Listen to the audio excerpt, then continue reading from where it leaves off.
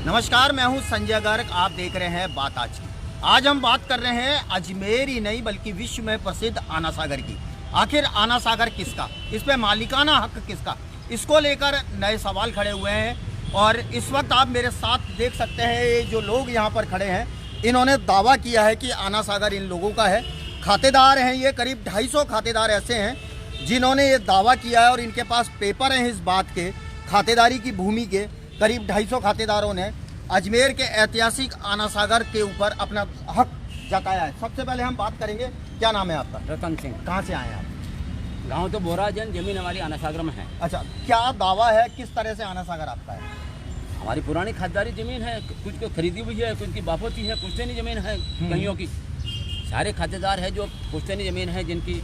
और जब 1988 में 87 में जो आना सागर खुदाई हुई थी, सब खातेदारों को गवर्नमेंट ने तहसीलदार के मार्फत, कलेक्टर का आदेश से तहसीलदार के मार्फत ये हमें विश्वास दिलाया था कि हम आना सागर खुदाई कर रहे हैं और आपके खातेदारी अधिकारियों में कोई असर नहीं पड़ेगा जी। हमें विश्वास था। और उस दरमियान ये टापू बना दिया और टापू जहाँ ऊपर बन रहा था तो हमने मना किया कि हमारे खेती में नहीं बनने देंगे। जब कई किसानों, 4-5 किसानों के खेतों में मिलकर वो टापू बना दिया, वो ऐतराज नहीं कर पाए और वो टापू बनाकर आज वो रेस्टोरेंट चल रहा है आराम से। अच्छा, ये आना सागर आपका है, इसके क्या क्या सबूत आप लोगों के पास? हमारे पास जमाबंदी है ना, जमाबंदी गिरदावरी होती थी और टैक्स देते थे हम, टैक्स भरते थे, लगान भरते थे।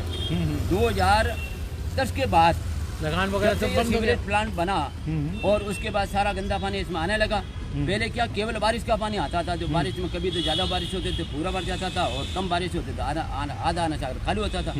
जितनी जमीन खाली हो जाती थी उसमें हम खेती करते थे। खेती में खरबूजे, ककड़ी और जो गेहूँ और ज्वार ये सब हुआ करते थे। 1987-88 में पूरा आना सागर खाली था। बिल्कुल, आना सागर खाली हो गया। आपकी भी जमीन है वहाँ पर? चाचा जी बोलो। हाँ जी, हमारी भी जमीन है इसके अंदर।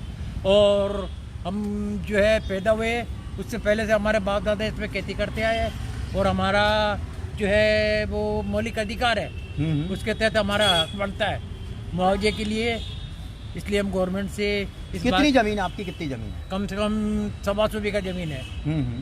उसके क्या क्या डॉक्यूमेंट्स आप लोगों के पास? उसके बाद जमाबंदी है और पहले हम लगान भरते थे, फिर उसकी रसीद तो हमारे पास अब नहीं है, बहुत पुरानी बात हो गई। गिरदावरी है, जमाबंदी है, जो रेवेन्यू रिकॉर्ड को मान रहे हैं। बिल्कुल, देखिए आना सागर को लेकर इसकी ज़मीन है, क्या ज़मीन है। आप इससे पहले कहाँ मिले इस ज़मीन को वापस लेने के लिए? हमने कलेक्टर साहब, पहले डोगरा साहब थे, उनसे भी बातचीत करी। उन्होंने कहा ये तो सरकारी है, आपके पास क्या सबूत है? तो हम सब काश्तकार जमाबंदी निकाल के लाए और उनको जमाबंदियाँ पेश करी। तब उन्होंने कहा कि हम आगे CM साहब से, केंद्र से बात करेंगे। उसके बाद में फिर हमारे पास कोई सुनाई नहीं कर रहे हैं। अब हम उस टाइम 60 बीघा ज़मीन हमारी है न्यामदार खां के और वह उसके बाद में म्यूटेशन हुए। मेरे दादा थे न्यामदार, जमीन आना सागर इसमें 60 बीघा हमारी है। गाँव हमारा चोर से आवाज से पर खेतियाँ करते थे कि उसमें हम 3 फसल लेते थे, खरबूजे भी लेते थे, गेहूँ भी पैदा होता था और ये बरसात की ज्वार होती है वो भी होती थी। अब हमारी उससे इनकम थी। इसके भरने के बाद हमारी सबकी इनकम काश्तकारों की खत्म हो गई। अब ये इनकम दूसरों का हाथों में चलेगी। मछली पालन, वो पानी भरा है तो मच्छी पालेंगे, खाली था तब कोई नहीं पालते थे।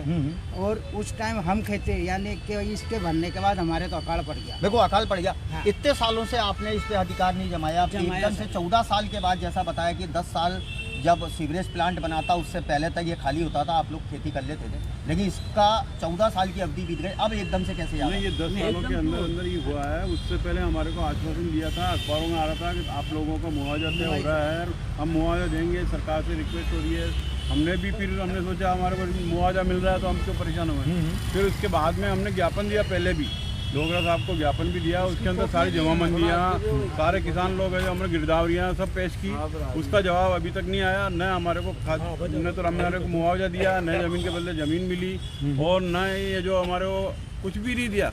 इसके अंदर क्या मछली पालन वालों को ठेका दे रहे हैं और नाव वालों को ठेका दे रहे हैं और ये रेस्टोरेंट चला रहे हैं और अब ये 7 वंडर वगैरह ये बना करके इनमें कमाई कर रहे हैं। तो मतलब आपकी नज़र में जो नगर निगम इस पे अपना अधिकार जता रही है, यह बिल्कुल गलत है? गलत है, बिल्कुल गलत है। ये सब खातेदारों की ज़मीन है। इनको जो न आप किया और न जो हमारे को मुआवजा दिया, ये तो ज़बरदस्ती इन लोगों ने बना करके और हमारे पे ये प्रशासन का लड़ाई नहीं कर रहे थे। ने जो हमारे ऊपर दबाव दे करके बनाया है वो इसमें सब गलती प्रशासन की है। आपकी भी जमीन है इसके अंदर, जी है कितनी सर। जमीन है आप? सर 15-20 बीघा जमीन है सर, मैंने वापस तो खरीदी हुई है सर।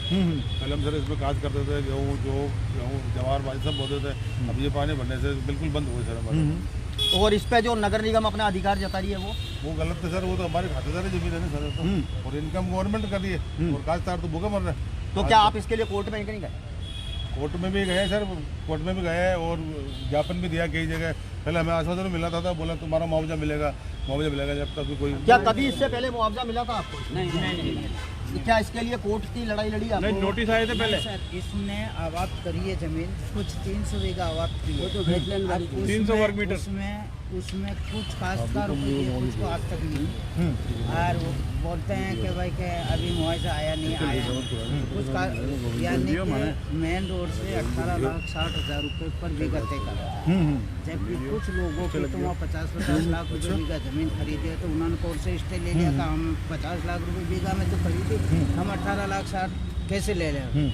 अब सारे काश्तकार हम जाते हैं तो अब एक तरफ आप 50, अब आप रोक लोगे तो रोक हमारे भी लगती है। अच्छा चलिए, अब आप लोगों की क्या मांग है इसके लिए? हमारी ये मांग है कि हमको जो तय हुआ, सरकार ने जो तय करा वो तय करा था 2013 के। हम नोटिफिकेशन में भी आया था। अब उसमें 300 बीघा करी तो ये 1000, 1200, 1500 बीघा जो काश्तकार पीछे है उनका क्या हो? क्या सरकार से क्या वार्ता हुई थी? क्या उन्होंने तय किया था? क्या मुआवजा तय किया था या सर जमीन नोटिस आपके आए थे लिए 300 वर्ग मीटर तक के। मुआवजा तय हुआ था उस 300 वर्ग मीटर तक के हुए। उन्होंने 300 वर्ग मीटर तक कराया। और हमारा रोड से 300 वर्ग मीटर। उसमें जैसे 300 वर्ग में मान लो मेरी 3 बीघा आ रही है, तो उस 3 बीघा को कभी नहीं दिया। क्योंकि मान लो 2 बीघा आ रही है, क्योंकि लंबी है जमीन, लंबी है, 12 दड़ी से चालू होती है हमारी जमीन जी। काश्तकारों की, कॉलेज तक है। कॉलेज तक है। क्या आप लोगों की क्या मांग है? हमारी ये मांग है कि आज वर्तमान दर से जो भी डीएलसी रेट बनती है उसका मुआवजा हमें दिया जाए। क्या जमीन का आप जब मुआवजा मांग रहे हैं या जो आपको फसलों का नुकसान हो रहा है उसका मुआवजा आपका है? वो तो गवर्नमेंट सोचे, लेकिन हमें तो आज की तारीख में डीएलसी रेट से हमें मुआवजा मिल जाए उसमें हम संतुष्ट हैं। और क्या जमीन लेने में एक और जो नगर निगम या एडीए अपना उस वो तो पर बिल्कुल गलत है, सर, वो एक तो चीज बिल्कुल और- अवैध है। एक चीज और कहना चाहता खातदार तो हूँ मोल खातदार तो हम है, रेवेन्यू रिकॉर्ड देख लो ना, रेवेन्यू रिकॉर्ड में खातदार तो हम है, असली मालिक तो हम है ना। हमारी जमीन है, जबरदस्ती इन्होंने पानी भर दिया।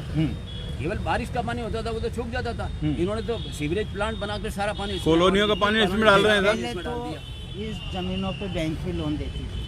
जब से ये भरा, बैंक ने भी बंद कर दिया लोन देना। ठीक है। हमारे पैसे डूब जाएंगे, ये सब जगह पानी दिए भरा हुआ है, हम 2022 कैसे लोन देवें आपको? दूसरी बात, अभी जो प्रधानमंत्री योजना निकली थी काश्तकारों को 8-8 हज़ार रुपये साल के देने, उसमें जब हम खातेदार हैं, दूसरे लोगों को जो बाहर खातेदार है उनको तो मिल रहा है, और 2010 के बाद हमें किसी काश्तकार को कोई ऐसा मुआवजा नहीं मिला। हम हाँ, कलेक्टर साहब से भी मिले, पटवारों से भी मिले, तहसीलदार साहब से मिले। तहसीलदार साहब ने बोला कि आपको नहीं मिलेगा, ये डूब क्षेत्र हाँ, में। डूब क्षेत्र में अरे सरकारी हो क्षेत्र गई। में तो हमने क्या गलती करी वहाँ जमीन? चलिए, मेरा आखिरी सवाल ये है जी। कि अगर आपके यहाँ प्रशासन पे सुनवाई नहीं होती है, आपने अभी तक कोर्ट का रास्ता इख्तियार नहीं किया, आगे अगला कदम क्या रहेगा? आना सागर पे जमीन आप वापस ले लेंगे? मुख्यमंत्री जी से मिलेंगे। हम सीएम साहब से मिलेंगे, हाँ, क्योंकि सीएम साहब की अभी जो नई योजनाएं दी उन्होंने गारंटी होती, उसमें 90 पॉइंट इन्होंने मुआवजे का, किसानों को मुआवजा का भी रखा है इन्होंने। अगर वो नहीं करेंगे तो फिर हम केंद्र तक पहुँचेंगे। आखिर सवाल वही खड़ा होता है कि अजमेर के आना सागर की 3200 बीघा जमीन किसकी? इनका दावा है, ये देख सकते हैं, खातेदारी की नकल यहाँ पर लेकर आए हैं, जमाबंदी की इनके पास नकलें हैं और इसकी संपूर्ण कॉपियाँ इन्होंने कई विभागों के अधिकारियों को भेज चुके हैं।